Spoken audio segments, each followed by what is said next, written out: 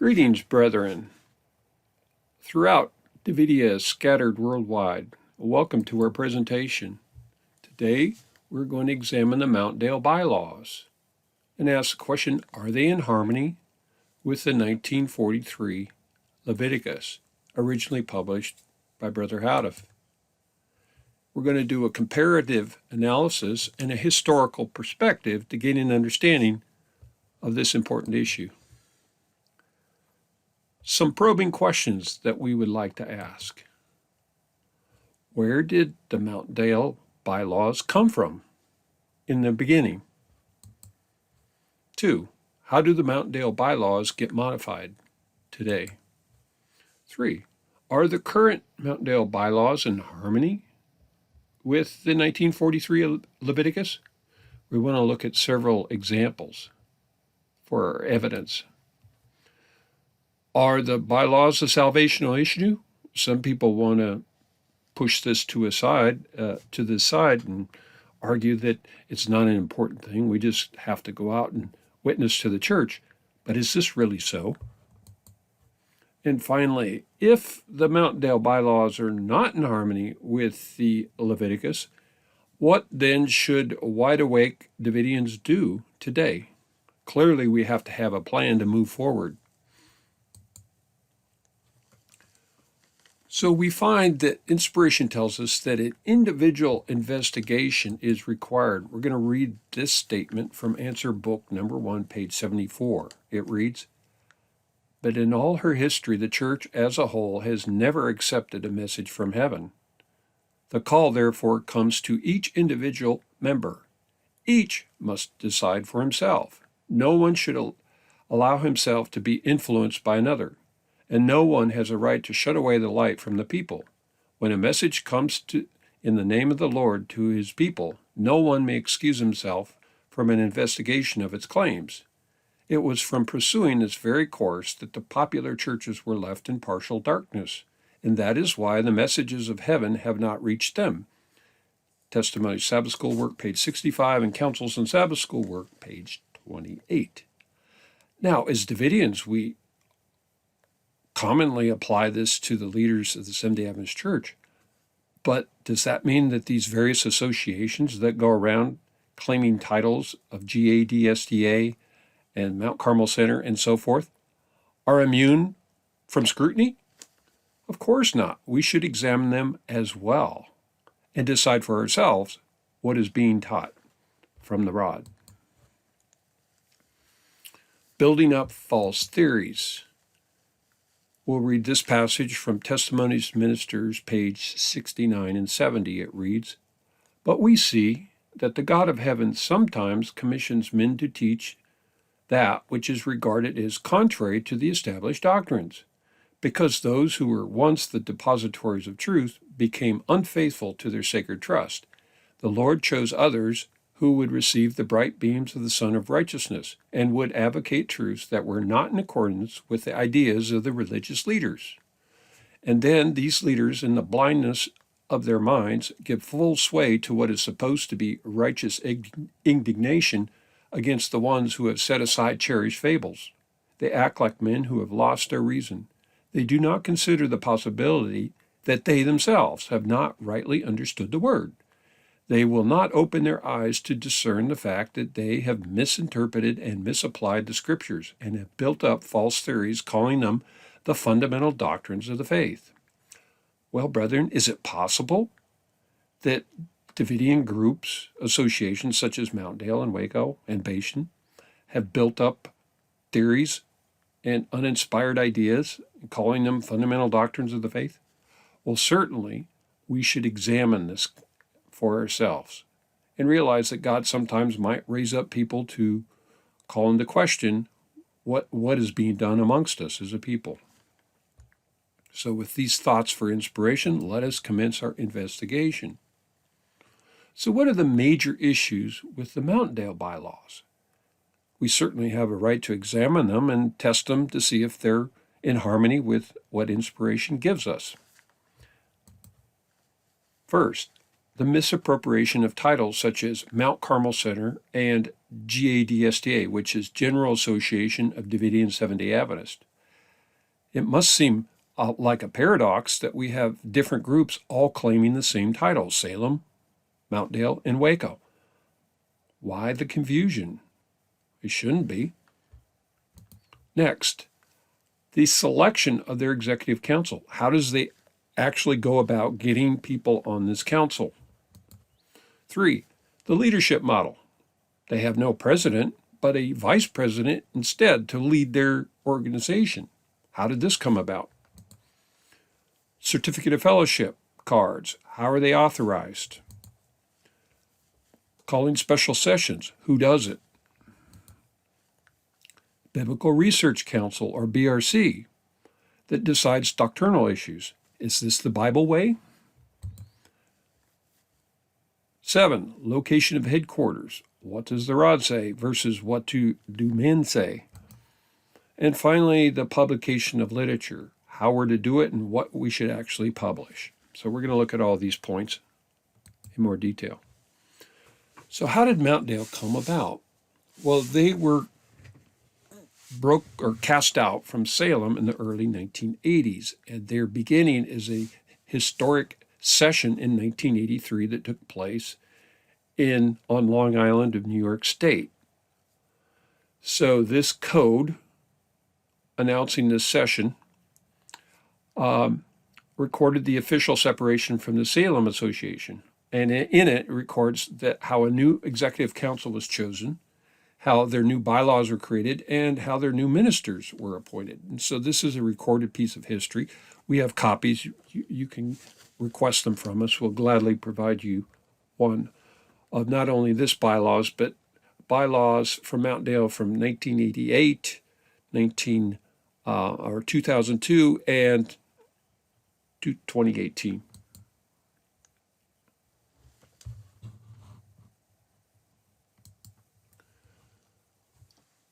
So in there, this is the separation from the Salem Association.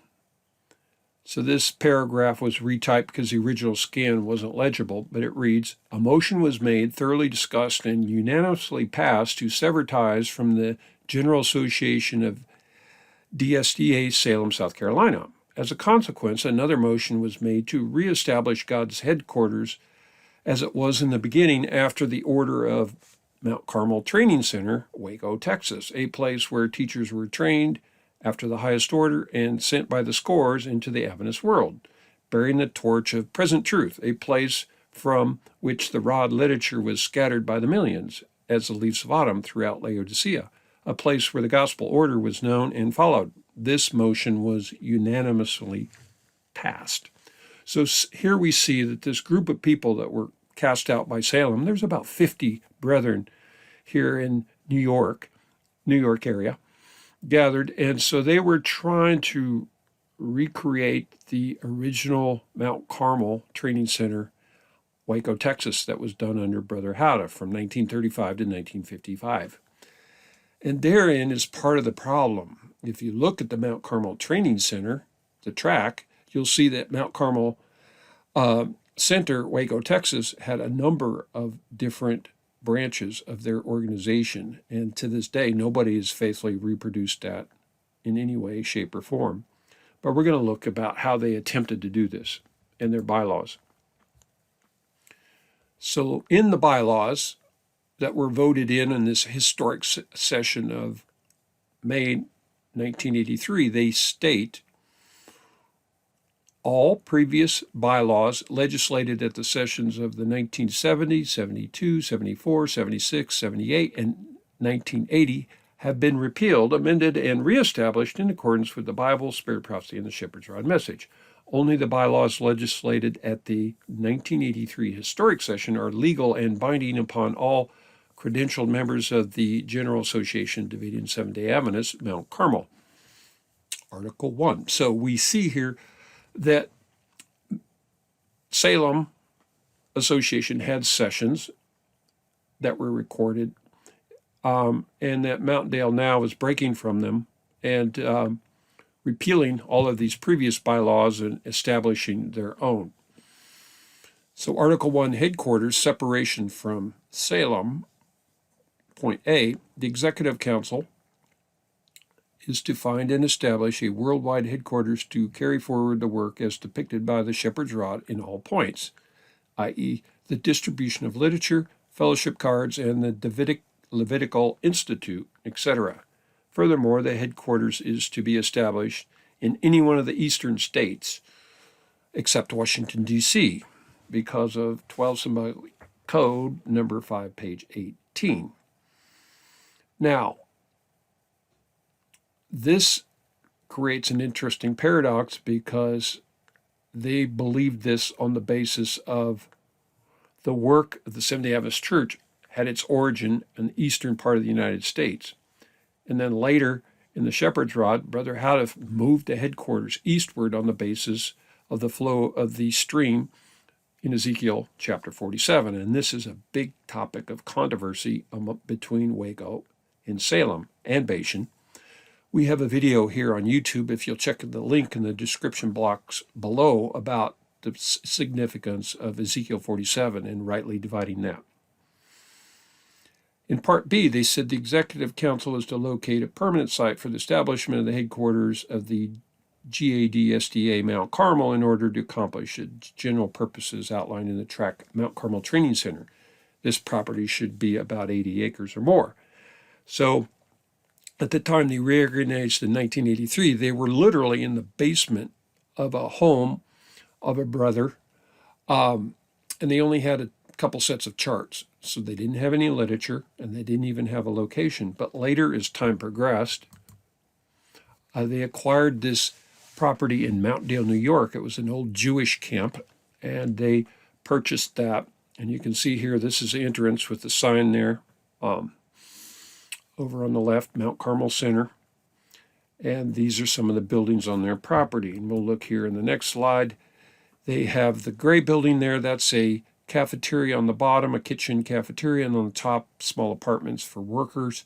The large white building was the original part of the Jewish camp. That's a 2-story dormitory where men and women stayed during their sessions. And then amended off of that, that lower building is their chapel where they hold their meetings, religious meetings and business meetings. And then one of the last buildings built, this I think was 2004, was the large print shop, which they attempt to supply the whole world with literature, which is utterly impossible. So they invested their money into a large print shop rather than many printing houses worldwide. So let's look at Mountaindale's Executive Council and see that it's actually unauthorized according to the Shepherd's Rod. And this is from their latest bylaws 2018. Article 2, the Executive Council. Section 1, name of eligible individuals. A, the session is to elect a group of certified card-holding members for the Executive Council. So we see here that they elect or they vote for out of a group of certified, that is members that have a certificate of fellowship card. That's a big deal. You have to have one of those. And we're going to look at that in closer detail. And Section 3, authority. A, the Executive Council shall be patterned after the council described in Acts chapter 6, 2-6. This is their symbolic code, 2018, page 9. As we're going to see that this actually isn't true. They're not patterning their council after Acts chapter 6, 2-6. And we'll look at this compared with the original Leviticus, 1943. So we have to ask the question, where does their Executive Council come from? Well, this is what the original Leviticus says. Article 4, officers and their duties. Section 1, A, the regular officers of this association shall be a president, vice president, a secretary, and a treasurer. And this is exactly how it operated under the direction of Brother Houteff, Old Mount Carmel Center, Waco, Texas. B, the president shall be called and chosen in accordance with the procedure set forth in Exodus chapter 3, verses 10, 15, and 16, chapter 4, verse 17, Ezekiel chapter 3, verse 17, and Luke chapter 6, verse 13. C, All other officers of this association shall be appointed in accordance with the procedure set forth in Numbers chapter 11, verses 16, 17, 24, and 25, and in Acts chapter 6, verses 1 to 7, and chapter 13, verses 1 to 3. Leviticus, pages 5 and 6. Now here it is, plainly laid out in the Leviticus, but it's interesting that these bylaws are discussed and debated, and the most confused thing amongst Davidians. Nobody can seem to figure it out, how the executive council comes to be. Well, it's clear that it has to be comprised of a president, vice president, secretary, and treasurer. And this is how the president's called, and then this is how the other officers are appointed. The Bible gives Brother Houteff reference to Scripture, so please read those Scriptures prayerfully and carefully so that you can come to a conclusion how this comes about. So here's the summary, and this is a shocking reality. Most people refuse to acknowledge this precedent. 1. The president is chosen by God, as God chose Moses to lead the Exodus movement, and Christ chose the 12 apostles to lead the New Testament church. That's what the Scriptures show us. So, the president chooses the executive council members, just as Moses gathered the 70 elders of Israel to be his assistants or underhelpers. In the New Testament era, the 12 apostles told the people to choose 7 disciples among them to deal with the local business of the church. So we see the chosen one of God, the president or the apostles, are the ones that choose or instruct the people how to get their council members. This being the case, without a president today, and this is what Mountaindale believes in Salem and Waco, without a president to appoint the executive council comprised of a president, vice president, secretary, treasurer, and 3 council members, then they have no authority to have a GA-DSDA and to appoint ministers of the licensed or ordained class. Now, we have a previous video, of which the link is provided in the description box below, how we showed that the ministers that are appointed by these associations, Waco, Mountaindale, Bashan, and so forth, have no authority to exist because their executive councils are man-appointed, not God-appointed, because they don't have presidents, except for Bashan. That's another topic on another video. So this is an interesting paradox. So in their original 1983 historic session, this is how the Executive Council was chosen. Okay, and we'll start in there. The Executive Council for the year 1983-84 are as follow. Notice, no president, but they have a vice president, Brother Anthony Hibbert, and then assistant vice president, Brother Norman Archer, secretary, Peter Gibbs, assistant secretary, Sharon DaCosta, treasurer Lennox Wilson, assistant treasurer Colin Harris, and member Gene Coleman. All, that little black spot over there wasn't scanned right, but all voting was done by what? Secret ballots. So they voted. Now, it's interesting to examine this. Notice that those 3 primary leaders, vice president, assistant vice president, and secretary, are individuals today. Ask the question, where are these people today? Well, they certainly aren't together in Mountaindale. Anthony Hibbert has been removed from the ministry, but he's still, I guess, part of Mountaindale. Norman Archer broke away in a rebellion in 1991 and has his group down in Waco, the New Wacos, and he's their head, their vice president, president down there in Waco. And then you have Peter Gibbs, who is the right-hand man or supporter of Lennox Sam, who broke away from Waco and claims to be antitypical King David and the president of another group. So isn't it interesting how 3 leaders from this historic movement are now all part of different factions today, creating a total maze of confusion? So what are these associations doing? They're actually fulfilling the type, because if we look in the Shepherd's Rod right here in 8-track, page 47, 48, tells us exactly what's going on. It reads, time has already demonstrated that the Seventh-day Adventist organization is fulfilling the type. Preferring to incorporate and to elect officers by the people's vote, they have thereby manifested that they cared not so much to please God by being a peculiar people, as he would have them to be, as they have to please themselves by being as much as possible like the other denominations. Just as in Saul's time, the people wanted to be like the nations round about them.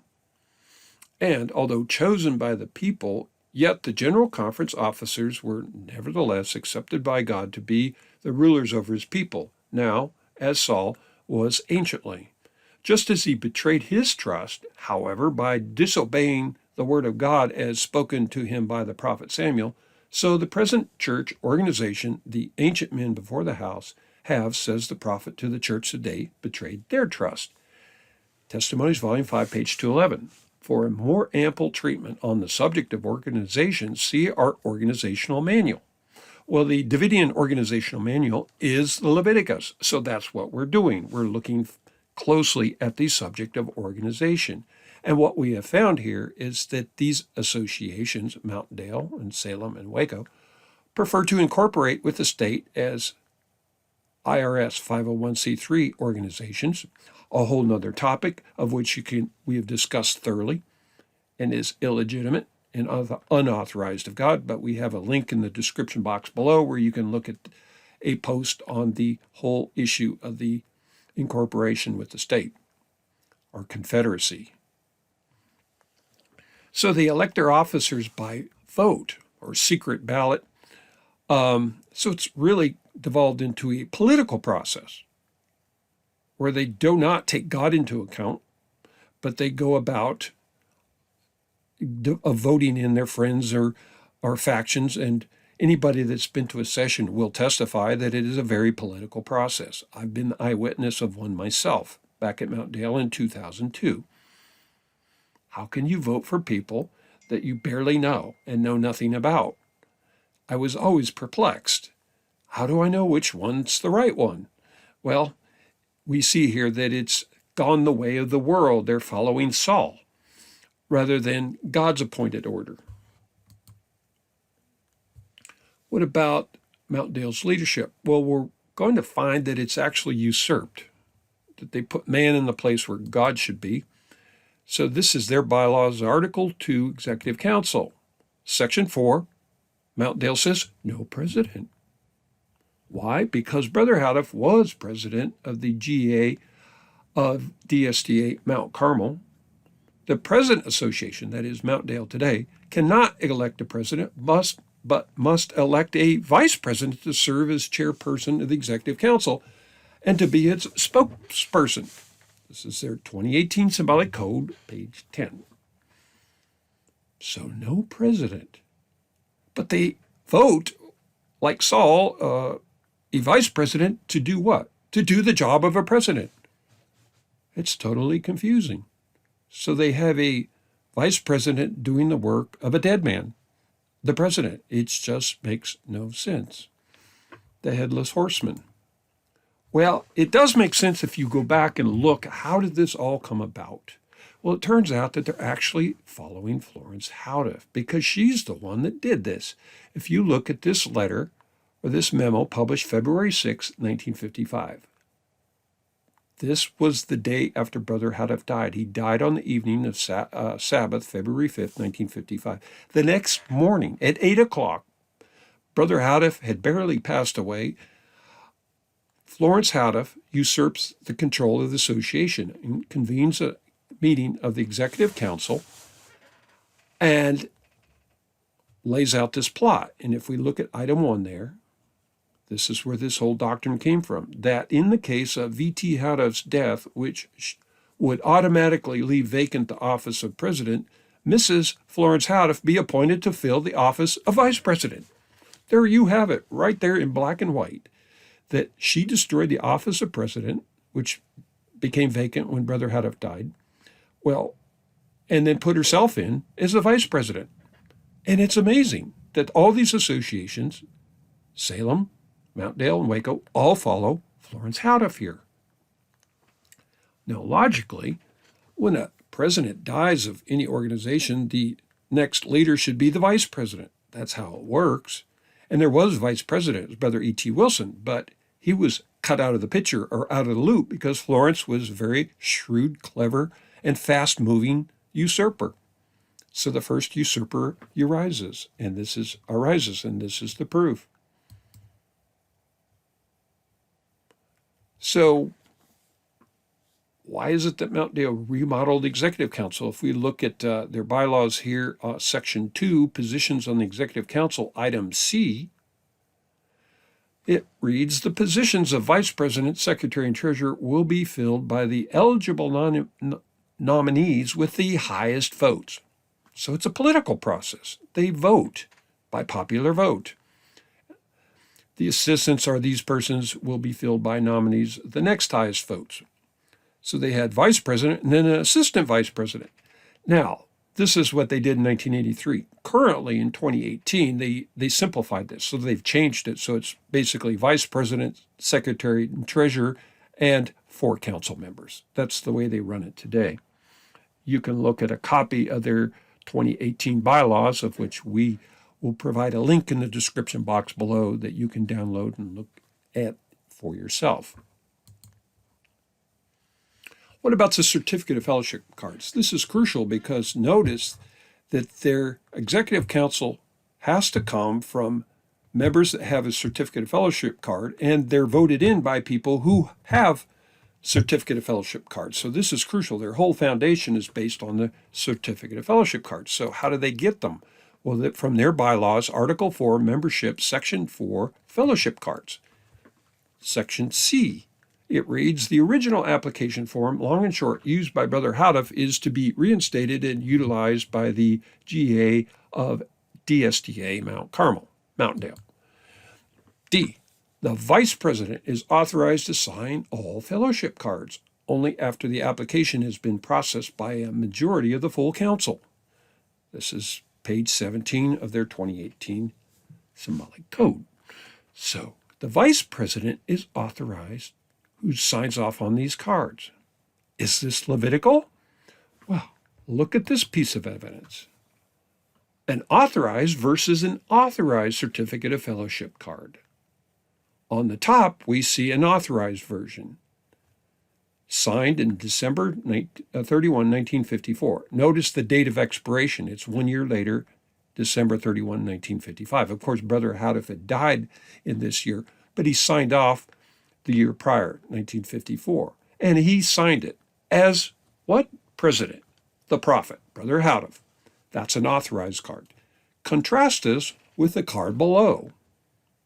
Looks the same, but notice carefully. It was signed off in December 31st, 1956.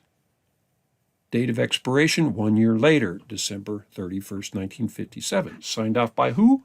Mrs. Florence Houteff. What? Vice President. Notice the word vice. Typed in and added. So, here we have it, the smoking gun. Absolute proof that the certificate of fellowship cards given out by Mountaindale, signed off by their vice president, is not Levitical order, but is from the head bowl of Florence Houteff. So we can accurately say that they follow Florence Houteff. They make her an idol. They worship her model of governance. No president, vice president, and vice president to sign off on their certificate of fellowship cards. Amazing piece of evidence here. Wow. So who calls a special session? Well, according to Mountaindale, Article 3, Sessions, Section 2, Special Sessions, A, the final decision for calling a special session is to be made by the majority of all card-holding members of the World Field. Page 11. So you have to have these unauthorized card-holding members vote, I guess, to have a special session. But is that what the original Leviticus says? The 1943 one, published by Brother Houteff? Well, let's read those bylaws. Article 5, Sessions, Section 1. This association shall hold regular sessions at such time and place as the Executive Council shall designate by a notice published in the symbolic code, the official organ of the organization, in 2 consecutive issues before the date of the opening of the session. Section 2A. Special sessions may be called in the same manner in which a regular session is called. Leviticus of Davidian 7-day Adventist, page 7. So here we see a difference. Mountaindale has a card-holding members vote by popular vote, but the Leviticus says that the Executive Council is the one that decides a session or a special session. And we just saw earlier that the Executive Council is appointed by a president. Mountaindale doesn't have either. Amazing. What about the BRC, or the Biblical Research Council? How did Mountaindale handle controversial doctrines? Well, according to their bylaws, page 26, Article 8, Biblical Research, Section 1A, any doctrinal dispute or new interpretation contrary to the teaching of Mount Carmel, Mountaindale, in the field is to first be brought through the office to the Biblical Research Committee for an investigation before being disseminated to any group or field. 1 Symbolic Code 4, page 1. So which BRC? Because Salem has one, and Waco has one, and Mountaindale has one. Do they all agree? Well, no. Just ask them about Ezekiel 47. Every wind of doctrine blowing. So they have this committee comprised of who? And is it really based on Symbolic Code number 1, volume 4, page 1? Well, let's actually read it and see that Mountaindale has actually usurped the office of interpretation. This is the original, published in 1934. It reads, "Do not weave into the shepherd's rod message your own interpretations of the Bible and of Sister White's writings, nor any of your constructions on anything that is written therein before first submitting your points to this office. If your claim on a subject which you may hold as being correct is found so and accepted as of value by this office after a careful examination, we can have it published and distributed throughout our ranks, if that is your desire. But if we see no light in your verbal presentation or document of your claims, we shall so inform you as quickly as possible.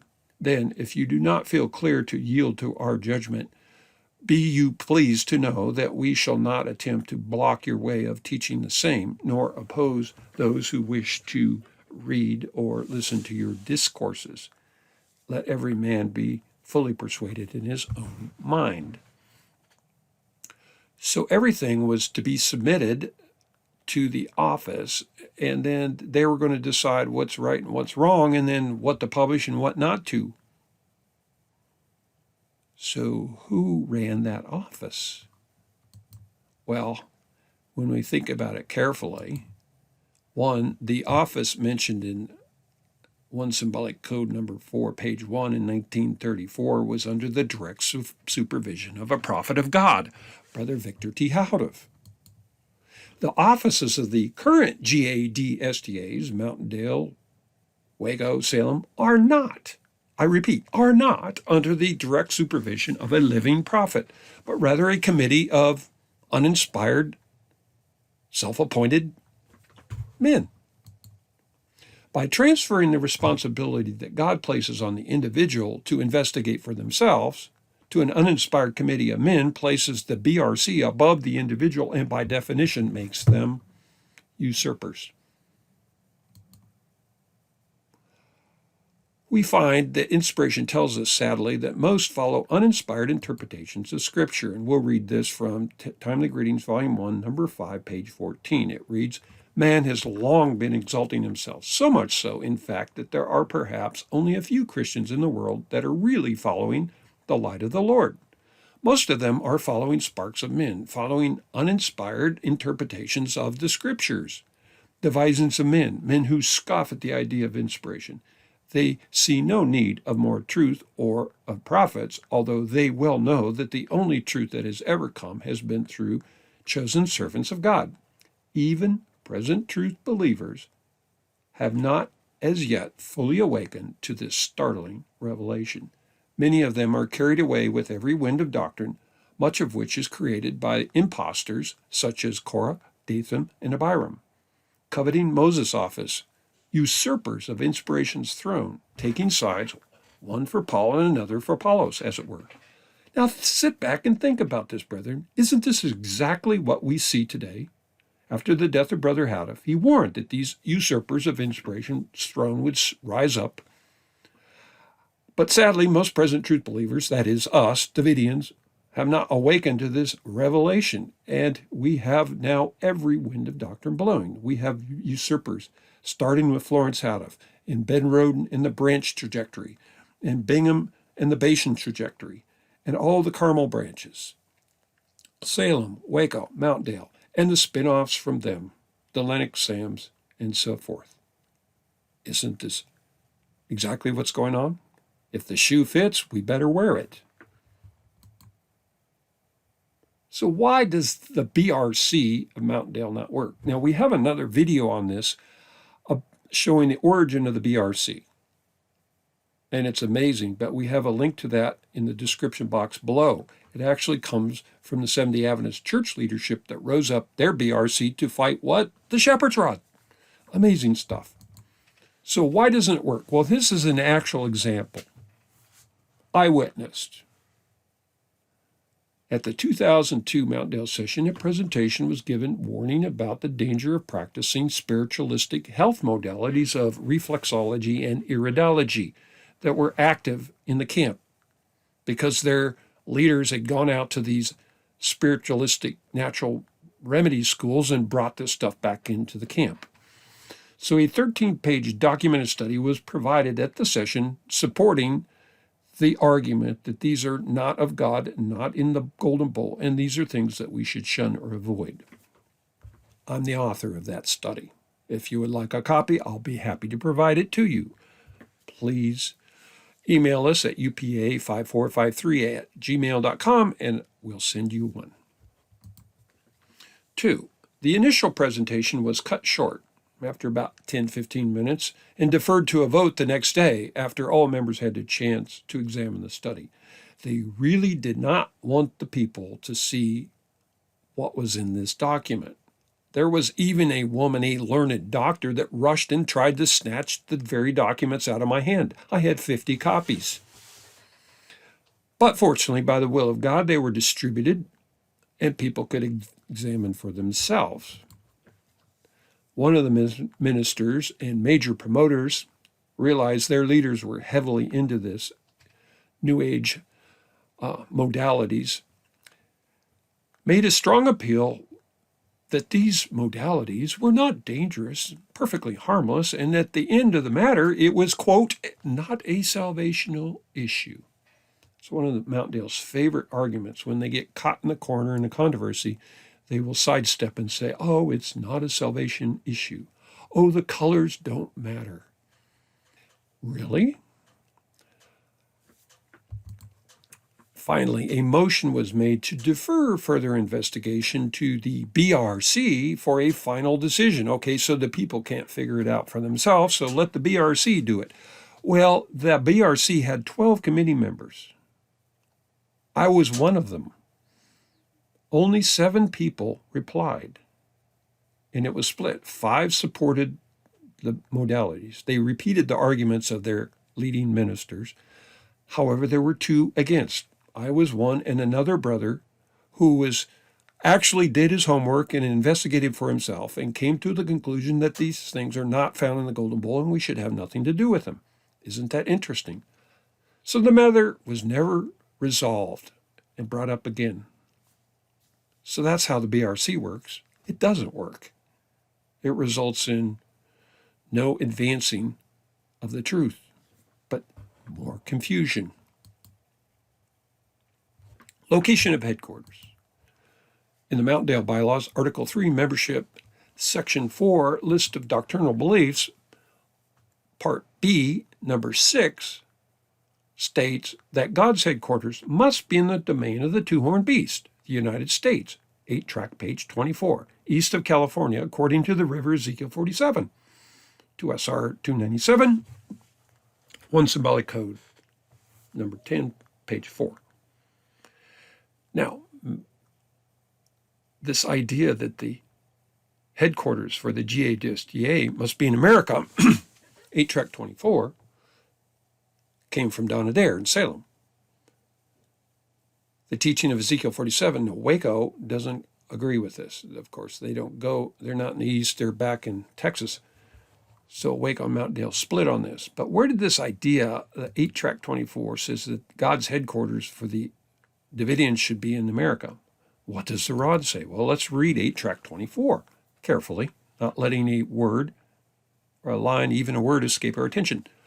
It reads, according to Daniel 4, verses 20-22, trees are figurative of rulers. Therefore, the trees in this instance represent the ancient men before the house, Ezekiel 9:6, a fact which reveals that in this period, the church's headquarters are in the two-horned beast dominion, the new world, the earth.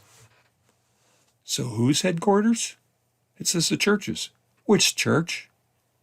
Come on, ding, ding, wake up. Seventh-day Adventist Church, headquarters, Silver Spring, Maryland. This is the General Conference. So who did this? Who misinterpreted this? Well, Adair did, okay? And that's where Mountaindale got it from. Adair loves to repeat this, and everybody repeats it like a parrot without thinking and looking at the evidence themselves. So we know up till the purification, or Ezekiel 9, that the headquarters for the Laodicean Ninth Hour Church is in Silver Springs, Maryland, the General Conference. That's the way we should follow. And cease from these uninspired interpretations.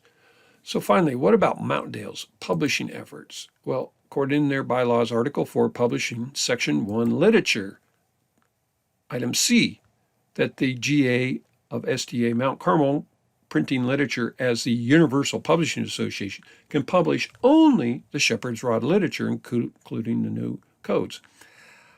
That would be great if they published the original, but they don't. And it would be great if they only published the old codes, but they don't. They also publish the new unauthorized codes published after Brother Houteff died by the wife Florence. Big problem here, and all the resultant controversy and confusion over that. Article F says both the administrative officers and the main headquarters of the publishing operation should be based in Mount Carmel, Mountaindale, New York. So there's only one place to print the literature for the whole world, according to their bylaws, not according to the Spirit of Prophecy. And they note that any group wishing to assist in the publishing approved rod literature must first obtain permission to do so from the Executive Council. Mountaindale Symbolic Code 2018, page 23-24. So isn't this interesting that if you want to publish approved rod literature, approved by who? Their council. So you got to get permission from an unauthorized, uninspired group of men that try to rule the world? God forbid. We don't take our orders from men. We take them from God. But they want you to submit to them. This is popery, plain and simple. So Mountaindale tracts are retypeset starting around 1998. So they don't publish the original, and this is some of their cover artwork. And we have a whole video on this description or linked in the description box below on the remodeling of the Shepherd's Rod literature, a wholesale epidemic amongst all of the Davidian groups, including Mountaindale. So they changed the cover artwork, and the inside typesetting is digital. So it's been retypeset. It's not facsimile or photographic reproductions of the original, and there are changes. Anybody that wants to compare an original compared to these side by side will find it hundreds of deviations for themselves. So typesetting and typography changes from the original, cover art completely remodeled, and graphic impression and feel no longer the same. If you see the originals and touch and feel them and compare them to these, you'll know what we're talking about. Mountaindale continues to republish the new codes. These are the unauthorized codes published by Florence Houteff after the death of Brother Houteff. 10 symbolic code number 7 up to 13 symbolic code numbers 11 and 12. So Salem published these in 1970, 74. Mountaindale published this format from 1988 up to some point. I don't know what they publish currently. For years, they would buy this book that was published by Salem. Donna Dare compiled it, all the old codes and the new codes into this blue book. And Mountaindale would go and buy these and distribute them. So they were relying on Salem to provide them for their codes. I don't know what they do today, but they still support the unauthorized Florence Houteff codes. So who gave them the authority to redesign this literature? Their bylaws, Article 4, Publishing, Section 1, Literature.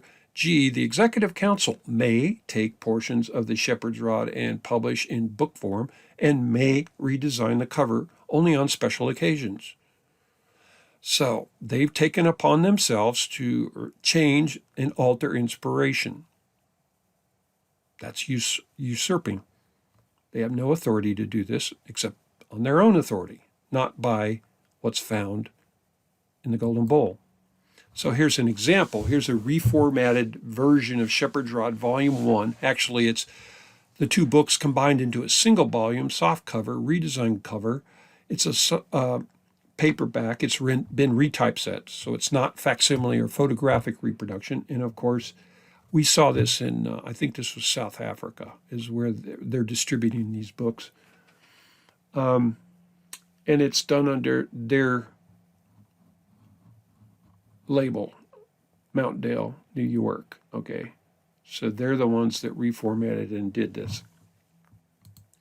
Now let us compare with the original format for Shepherd's Rod Volume 1 and 2, hardcover volumes. These particular ones were reprints done by Salem, Donna Dare. And Elise will give him credit for this, that those hardcovers are photographic or facsimile reproductions, exactly the same page layout and format. So for a period of time, they were the only ones that supplied these two volumes. So what are the conclusions of this investigation? 1, the bylaws from Mountaindale, GA-DSDA, have been weighed in the balances and have found wanting compared to the original 1943 Leviticus, or the Davidian organizational manual. 2, it was discovered that Mountaindale inherited a corrupted, man-defiled set of bylaws from the Salem Association and continues to alter and change them up to the present day. Anybody that reads all of their bylaws will find a very large document. If you look at the bylaws back in Brother Houteff's day, or even after Davidians reorganized in 1961, they were order of a few pages, very simple. But Davidians over the years in their associations in these political events argue and debate and quarrel and pass bylaws in an efforts to promote their favorites and get other groups, and it becomes very political. So you have a very long, arduous, tedious set of bylaws that are unauthorized. You really should look at them and read them carefully for yourself. 3, Mountaindale's leadership model and continued promotion of the unauthorized new codes published by Florence proves that they are followers of Florence Houteff and not the original Shepherd's Rod message. They make Florence Houteff an idol. Or better yet, we just say they simply worship Florence Houteff and not the God of heaven. As such, Mountaindale proves itself unqualified to lead the people of God by hindering the work of the Holy Spirit to advance and feed the people in the simplicity of the original Shepherd's Rod message and to set up publishing houses worldwide, according to Testimonies, Volume 7, pages 138 to 150. Please read those carefully, because it talks about a work in advance of Ellen White's day, where the message of the fourth angel that comes from heaven to join the three angels' message during the loud cry, we know that's the Shepherd's Rod message, is going to be in large part done through publishing houses, plural, worldwide. How else are we going to reach 21 million 70 Adventists worldwide? You can't do it from one publishing house ruled by an unauthorized group of people in the United States. It just won't work. So, how should any wide-awake Davidian respond to this situation? Well, simple. Establish a publishing house for the original Shepherd's Rod literature in your area.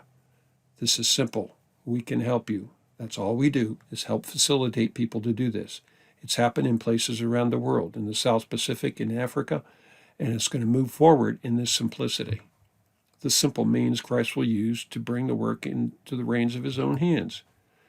You can gather tithes and offerings from a local group and appropriate them according to the blueprint found in the Spirit of Prophecy and the Shepherd's Rod. We're not pocketing our tithes and doing whatever we want. We're following the instructions found in the Golden Bowl. The first order of business is to print out complete sets of literature for every believer. We have discovered that in these areas that under the administration of Mountaindale and Waco, they've been deprived, neglected. They have very little literature, and certainly not complete sets, so they don't have things to read. So that's the first order of business, is make sure that everybody has a complete set of literature, 75 tracts, plus the books, plus Jezreel letters, plus the old codes, so that they can know what they believe, can study for themselves. Everybody needs to complete reading requirements as you strive to become a future leader in the soon-coming gospel headquarters located in Palestine. That's what we're headed for, the gospel headquarters in Palestine. Not one of these man-made associations vying for clients or for members here in the U.S. Now, let's move forward and become leaders, not followers. Each of us needs to study out every controversial issue confronting Davidians today, and there are many, so that you can know for yourself what the rod teaches. And to cease ye from man, whose breath is in his nostrils. So this concludes our presentation. We thank you for your time. If you have any further questions, comments, please subscribe to this YouTube channel, Universal Publishing Association. Click the subscribe button below, where you can get notifications of future videos we will have on this and related topics. Request copies of the original Shepherd's Rod publications and any relevant historical documents for your own study and investigation. We'll be happy to send them to you without cost on a DVD or via email. If you'd like to speak with a representative about this presentation, please feel free to contact us anytime. Email upa5453@gmail.com, telephone 860-798-3672, or visit one of our websites, upa7.org, shepherds-rod-speaks.org, and yparish.org. Thank you for your time. Godspeed.